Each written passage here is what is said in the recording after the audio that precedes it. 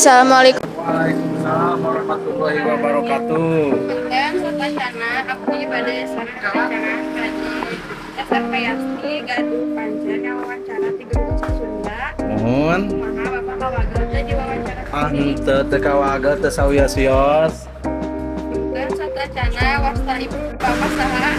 Ihab. Bapak Ihab. Upami Yuswa Bapak sabaraha?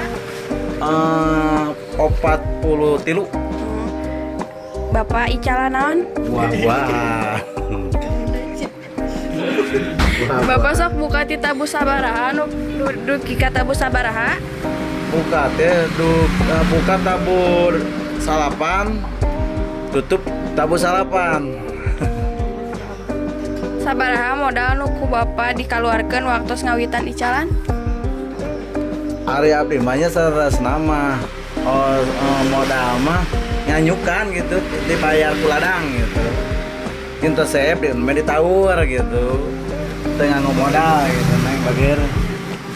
Terus sabaraha lami Bapak ngajalankeun usaha ieu? Terus langkung ti 20 tahun, 25 tahunan lah, 20 tahun. Nah, Bapak milih usaha ieu? Terus pas cabakan anak ini namanya diajarna ti alit kana buah. Ti alit kana buah bageur. Punten Pak, kinten-kinten sabaraha pendapatan sadinten? Tetangtos aya kenging 400, aya kenging 500, kumaha rame di sana kadang 700 kumaha ramena gitu.